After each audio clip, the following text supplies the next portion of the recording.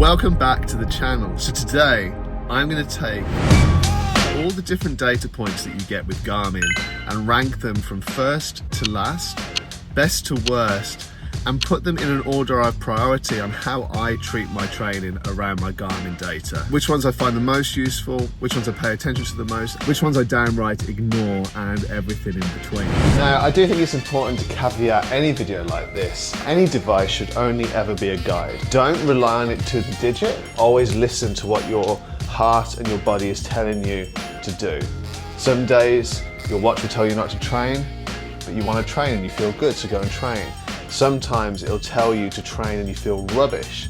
Listen to your body. If you're enjoying the video, like it, subscribe to the channel, really helps out, thank you. So let's start with training readiness.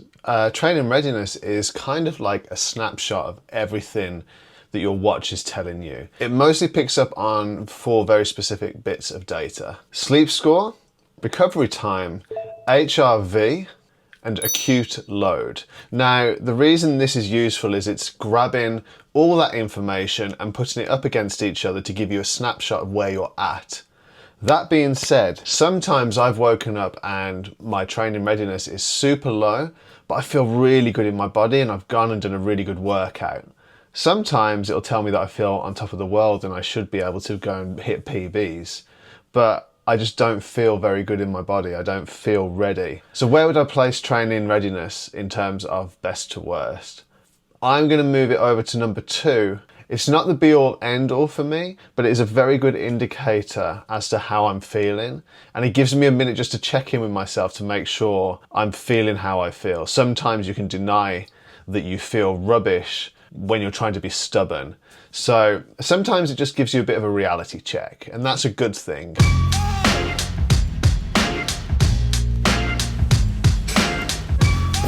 Training status. Now, when I first got my Garmin, I was very obsessed with where my training status was. If it told me I was in productive mode, I'd feel really good about myself. If it was going into like maintaining, recovery, or even like detraining, it would affect my mood, which is so stupid. And actually, depending what I've been training for, has made this data quite varied. So when I was training for the 50-mile ultra marathon, I was doing a lot of really long, slow runs. So for most of that, my watch was telling me that I was actually losing fitness in a way, or at best maintaining. Whereas I know for a fact I was building foundational strength there. It can be good to see where you're at if you're doing a lot of high intensity anaerobic sessions, because that is really what's going to spike up that productivity.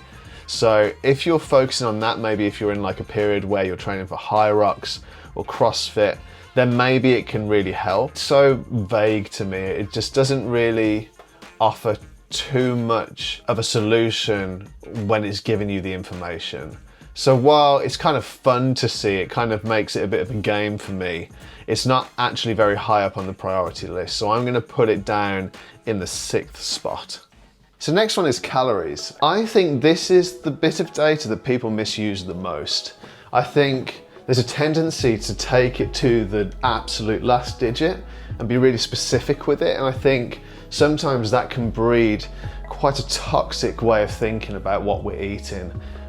Usually when we're training and we're tracking macros and calories, it can be a really good indicator of whether we're in a caloric deficit or surplus. And that is important in some regards. For me at the moment, I'm in my kind of endurance training period. So for me, it's really about eating for performance, which to be honest, I don't deny myself any food really now, because I'm burning a lot of calories, and actually being in a caloric deficit, or certainly a large scale caloric deficit, doesn't benefit me in any way. So naturally my body fat percentage has gone down a little bit.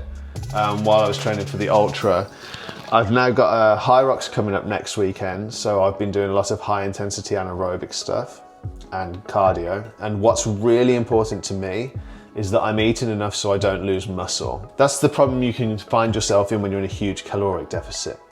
So how do I use the calorie counter on Garmin? I use it as a broad stroke system. So If I've done a big old training session in the morning and I go and do a long run, I know my calorie burn is going to be very, very high.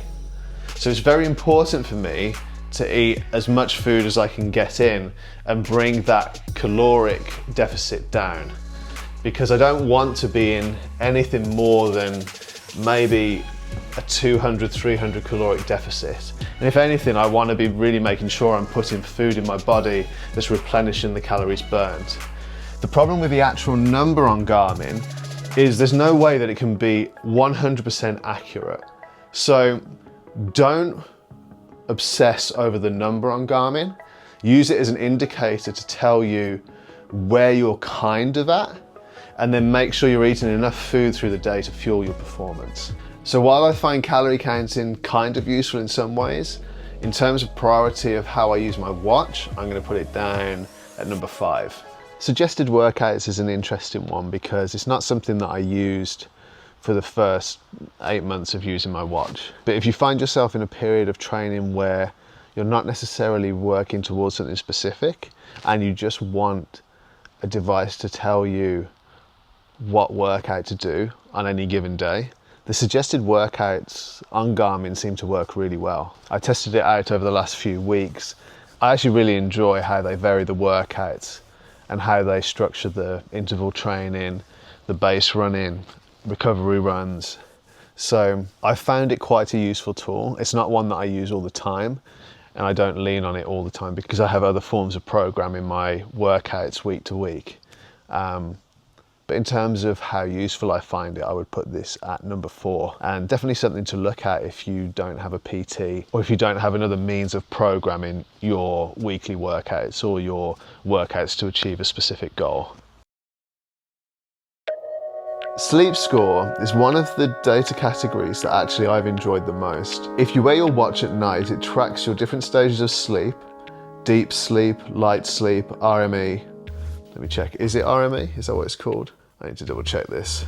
REM sleep, all work towards your recovery, which contribute to your training readiness. I always find it interesting to look at this, and from what I've gathered, it does relate to how I felt the following morning. So if it says I haven't slept well, more often than not, I feel like I haven't slept well, and vice versa. If I've slept really well, it usually tells me that I've slept really well. So I found it quite a useful guide. Putting it into practice, I'm not sure actually how useful it is, but it does sometimes validate how you feel, which can sometimes become a positive mental thing if you're feeling judgmental of yourself for not wanting to train, or if you feel tired, you can see, well, you didn't get a lot of deep sleep.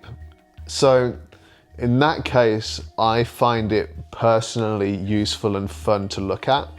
So I'm going to put this at number 3. I can see why some people might not find this useful. I can see how some people might have a completely different device that's catered to your sleep patterns. But for me, it's the one that I've got, and it's something that I always weirdly look forward to seeing in the morning. I don't know why, but yeah, I'm going to put it at number 3. Okay, so body battery. This is going to be controversial because some people will love this. I don't look at it. It's never proved to be a useful tool for me.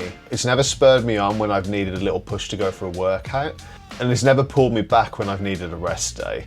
My understanding of body battery is it depletes through what it's predicting your energy stores to be. So working out, doing a strength training with a lot of load, high intensity workouts that are burning a lot of calories, that are getting your heart rate really high for a prolonged amount of time. Stress levels as well, when your watch is gathering your stress information.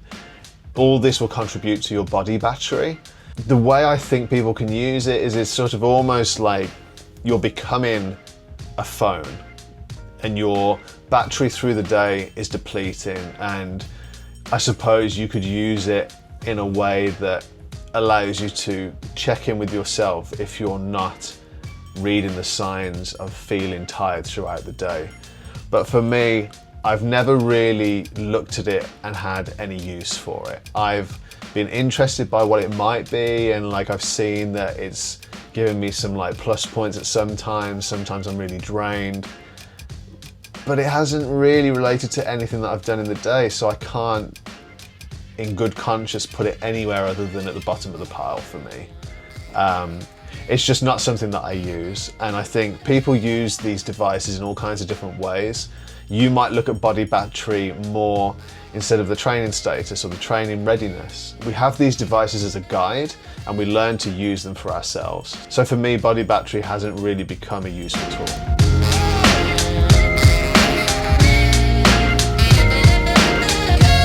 Which brings me to the last one that I've picked to include in this video. HRV was something that was never on my radar. I didn't know what it was. Heart rate variability. For me, taking away the science, and I think if you want the science of what it is, I'm sure you can find far more informative videos and documents that will tell you. But from somebody who just uses his watch to track my fitness levels, my health, trains most days, and likes to compete in races, I've found my real world use of HRV to be a great indicator as to how I might be feeling in a day or two. It's become an incredible predictor of illness, of stress, of tiredness, fatigue. It seems to grab the thing that happens to your body right before you physically feel that impact of fatigue, of stress, of overtraining, of illness. And for me, it's been an incredible tool. When I see my HRV going below average, it gives me a second just to check in with myself and think, am I feeling fatigued? Do I need to dial things back here? I would say that HRV data is one of the biggest influences from my watch on how I go about my training. And I have found that reacting to my HRV has allowed me to really rest when I've needed to and really prepare for those moments where I might need to dial back, might need to give myself a minute or a day to take a rest, and when I can just plow forward and when I'm in good condition. I've had it recently where I've really ramped up my high aerobic and anaerobic training for this high rocks. So everything on my watch is going crazy at me. It's saying overtraining, no body battery, a gigantic amount of recovery needed each day, all while my HRV is staying steady. So it gives me all this information about overtraining, but when I click on that information, it always says your training load has been high, but your HRV has stayed steady, which indicates that you are recovering well. So for me, it's the absolute done. It's my data of choice from my watch. If I had to only ever use one bit of data, it might be the HRV. All of these points have been personal and they'll be different for everybody else. And I hope you find a bit of useful information from this. This is the Garmin Fenix specifically. Other models in the Garmin range will have very similar data sets, just maybe a slight variation on them. I found it an incredible tool in general. I wouldn't want to be without my Garmin anymore because it does give me great data. And just because I've put some things at 7 and 6 and some things at 1 and 2, it doesn't mean I'm knocking the device in any way. I think it's a great device, a great tool, something that people who are serious about their training and health should look into.